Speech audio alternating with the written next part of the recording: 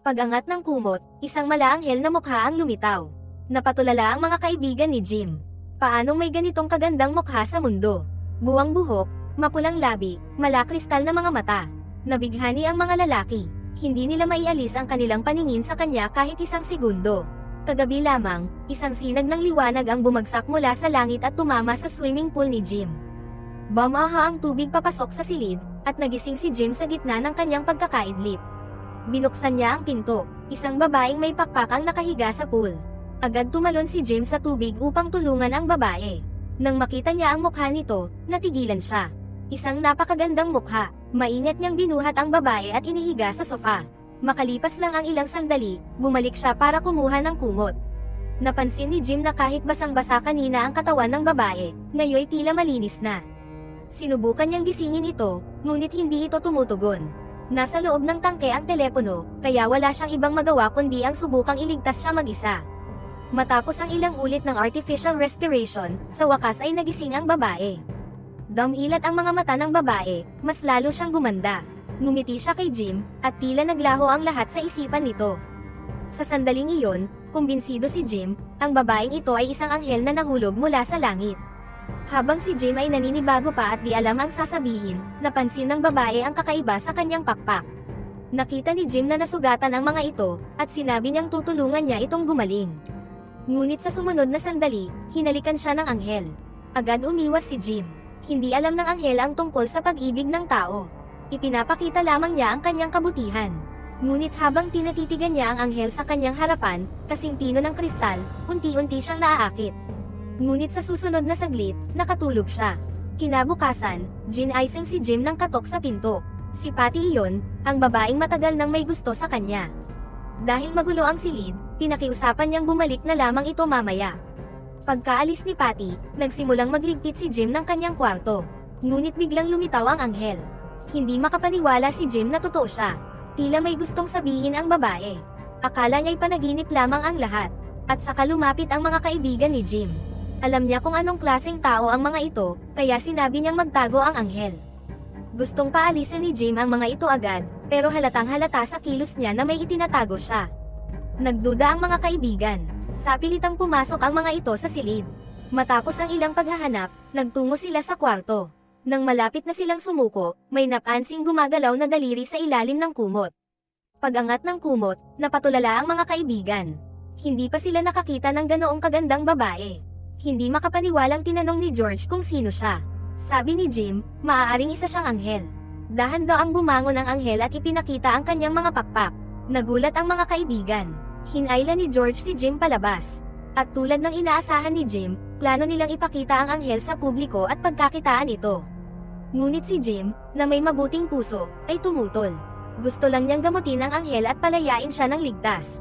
Nang hindi umubra ang pakiusap, sa unang pagkakataon, nagalit si Jim sa kanyang mga kaibigan. Ngunit wala silang lakas ng loob na saktan ang iba. At isa itong anghel, hindi isang hayop sa perya. Gusto ni Jim na siya mismo ang tumulong sa anghel na ito. Pag-uwi niya, maingat niyang binyandage ang mga sugat ng anghel. Maingat na inalo ni Jim ang anghel at tinakpan ng kumot. Ngunit muli siyang nilapitan ng anghel. Sinabi ni Jim na huwag. Nakita niya ang inosenteng kilos ng anghel. At kahit masaya siyang tanggapin iyon, mas pinili niya igalang ang anghel sa paraang nararapat. Pupuntahan sana ni Jim si Patty, ngunit pagbukas pa lamang ng pinto. Naroon na si Patty, at nang makita niya, ang babae sa loob ng silid, umalis siya ng sugatan ang damdamin. Inakala niyang ang dahilan kung bakit ayaw siyang papasukin ni Jim ay dahil sa babae. Dahil sa kaguluhan ng isipan, napasigaw si Jim sa anghel. Nanginig sa takot ang anghel at napaluhod sa sahig.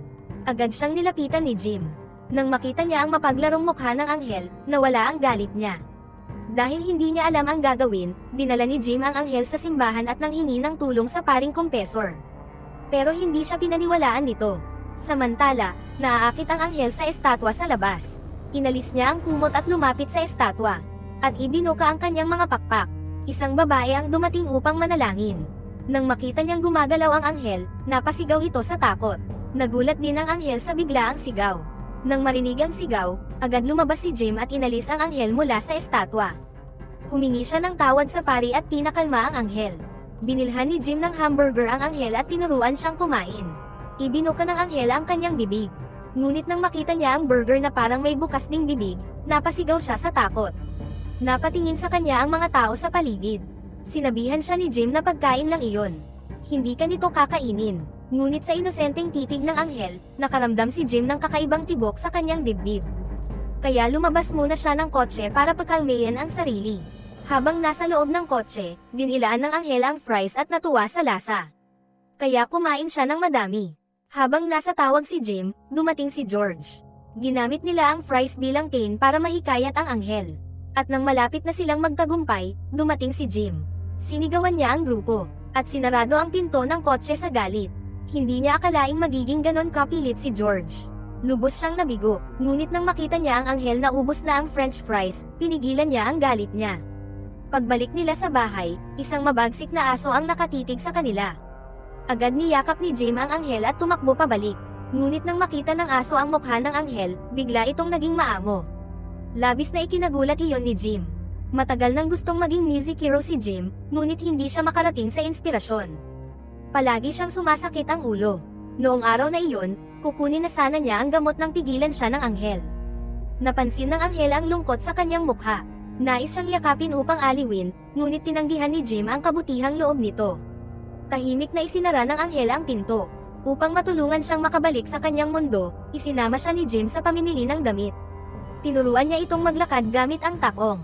Dinala rin niya sa aklatan para maghanap ng impormasyon. Nang makita ng anghel ang kanyang sariling imahe sa isang file, napasigaw siya at automatikong lumabas ang kanyang mga pakpak mula sa damit. Dahil sa mapanghusgang mga tingin ng mga tao sa paligid, kinailangan siyang buhatin ni Jim palayo. Samantala, sina George at ang iba pa ay nakipag-ugnayan na sa media. May plano na silang kunin ang anghel. Nagbihis si George bilang clown. Nagpadala siya ng mga bulaklak kay Patty sa ngalan ni Jim, may kalakip na mensahe. Sinasabi nitong magkita sila sa parke ng alas 8 ng gabi.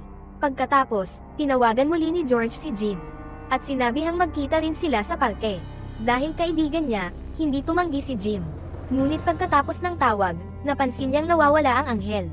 Akala niya'y tuluyan na itong umalis. Nangamba si Jim at nagsimulang maghanap.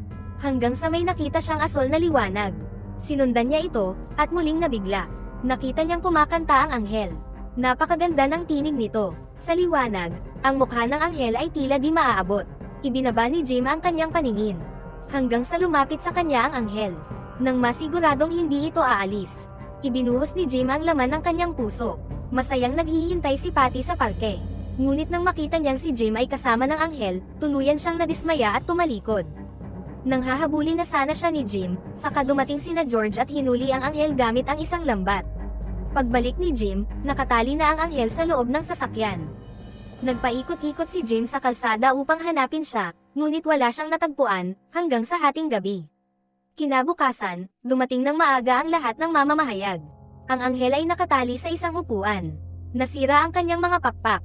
Kaya wala siyang magawa kundi hintayin na matapos ni George ang kanyang talumpati, upang ilantad siya sa publiko. Sa mga oras ding iyon, si Jim, na buong gabing naghanap, ay halos matukoy na ang kinaroroonan ni George. Dumating si Jim eksakto sa oras na ibinubukas na ang kurtina. Malakas niyang sinabi sa mga mamamahayag na peke ang anghel. Pagkatapos ay umakyat siya sa entablado at sinuntok si George sa mukha.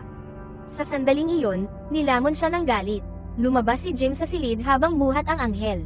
Hinabol sila ng mga mamamahayag. Sa kasamaang palad, nakita iyon ni Patty. Ngayon, labis na niyang kinamuhian ang anghel. Halos mabaliw siya. Dinala ni Jim ang anghel sa isang kubo sa gitna ng gubat. Walang makakakita sa kanya doon sa ngayon. Sa panahong iyon, inalagaan ni Jim ang anghel. Dinadalhan niya ito ng paborito niyang french fries. Nagbigay rin siya ng mga aklat sakaling mabagot ang anghel. Siyempre, nagbabasa rin si Jim. Ngunit tanging mga aklat tungkol sa mga anghel. Ginamit niya ito upang tulungan si Angel sa kanyang araw-araw na rehabilitasyon. Matutulog si Jim kapag napapagod. At sa mga oras na iyon, kinukuha ng anghel ang kanyang mga balahibo at kinukulit si Jim. Kumakanta ang anghel kasama ng mga hayop. Pinapanood siya ni Jim mula sa malayo habang natatawa. Napakagandang tagpo. Samantala, patuloy pa rin si Patty sa paghahanap kay Jim. Balak niyang turuan ng leksyon ang anghel. Isang araw, biglang napansin ng anghel na tila gumagaling na ang kanyang mga pakpak. Habang natutulog si Jim, lumabas siya ng silid, tinanggal ang benda sa pakpak, at tumakbo sa kagubatan. Napatingin ang mga hayop sa kanya. Paunti-unting gamaan ang kanyang mga hakbang. Hanggang sa siya'y tuluyang lumipad sa gitna ng kagubatan. Lumipad siya ng mataas at mas mataas pa. At tuluyang naglaho sa isang sinag ng liwanag. Sa loob ng silid, lumitaw ang asul na liwanag. Muling ibinalot ng anghel ang benda sa kanyang mga pakpak. Maaari na sana siyang umalis. Ngunit hindi niya kayang iwan si Jim. Matapos ang lahat ng ito, nahulog ang loob ni Jim sa anghel. Ngunit nalito siya sa kanyang nararamdaman. Dahil umiibig siya sa isang hindi niya dapat ibigin. Dahil alam niyang hindi sila maaaring magsama. Kaya't nainis siya at napag-alitan ang anghel. Ngunit nang makita niya ang malungkot na ang anghel, parang piniga ang puso ni Jim. Paulit-ulit siyang humingi ng tawad. Dahil ito'y isang kabaliwan. Hindi kabilang ang anghel sa mundong ito. Hindi sila para sa isa't isa. Ngunit hindi ibig sabihin na hindi mahal ni Jim ang anghel. Dahil sino ba ang hindi mai-inlove sa isang anghel? Di nagtagal, natunton din ni Patty kung nasaan si Jim. Kinuha niya ang kanyang armas at agad bumiyahe papunta roon. Kasunod naman niya sina George at ang ama ni Jim. Sa kabilang banda, tinanggal na ni Jim ang benda sa pakpak ng anghel. Alam niyang tuluyan na itong gumaling. Ibig sabihin, pwede na itong umalis. Kung hindi, baka matagpuan pa siya rito at dalhin sa eksibisyon. Tumalikod ang anghel. Niyakap ang isang unan habang pinakikinggan ang pamamaalam ni Jim. Hindi niya napigilan ang kanyang luha. Dumating na ang oras ng paghihiwalay. Umiling ang anghel, ayaw niyang umalis. Bigla niyang narinig ang isang tunog sa likuran. Si Patty iyon, may dalang armas. Bumigkas ng orasayon ang anghel at biglang naglaho. Di nagtagal ay dumating si Patty. Tinanong kung saan nagpunta ang anghel. Sinabi ni Jim na umalis na ito. Sinampal siya ni Patty.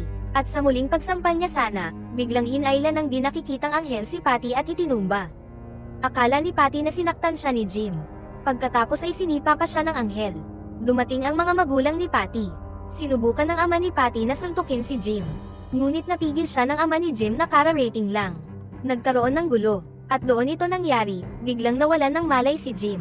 Nagningning ang langit sa kidlat at kulog. Mula sa kawalan ay lumitaw ang galit na anghel.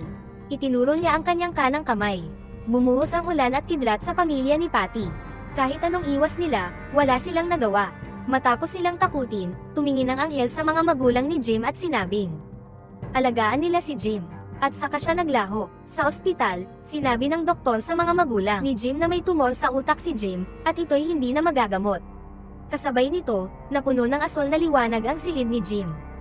Dahan-daang lumakad papasok ang anghel. Hinaplos niya ang mukha ni Jim. Unti-unting nagising si Jim. Inisip niyang baka dumating ang anghel dahil malapit na siyang mamatay. Biniro niya ito, dapat sinama mo na lang ako noon. Ngunit naputol ang misyon ng anghel nang masugatan ang kanyang pakpak. Tahimik lang ang anghel habang nakatingin. Sinabi ni Jim na natatakot siya. Natatakot siyang hindi na muling makasama ang anghel. Marami pa siyang gustong sabihin sa kanya. Pamatak ang luha ng anghel. Hinalikan niya si Jim. Agad na nakatulog si Jim. At niyakap siya ng anghel habang muling inawit ang napakagandang kantang iyon. Kinaumagahan, dumalaw si George kay Jim. Tinitigan ang natutulog niyang kaibigan sa kama ng ospital. Labis ang pagsisisi nilang tatlo sa kanilang mga nagawa noon. Biglang pumasok ang isang nurse. Sinabi nitong huwag silang mag-alala. Agad nakilala ni George ang anghel. Sa ilalim ng kanyang titig, lumabas ang tatlo sa silid na may mga ngiti sa labi. Tinanong ng anghel si Jim kung kumusta na siya. Ang kanyang mga panalangin ang nagpagaling kay Jim mula sa kanyang karamdaman. At sa sandaling iyon, unti-unting naglaho ang mga pakpak ng anghel. Dahil bakasyon niya iyon, nais ng anghel na ilibre siya ni Jim ng fries. Napakapalad na lalaki. Dapat sana'y isinama siya sa langit ng isang anghel. Ngunit nahulog siya sa pag-ibig sa isang aksidente. Pero may saysay ito. Wala siyang hinahanap na makamundong bagay. Kahit nalulungkot siya, nanatiling mabuti at nalisay ang kanyang puso. Sino ba naman ang hindi iibig sa lalaking ganoon? At dito nagtatapos ang pelikula. Salamat sa panonood.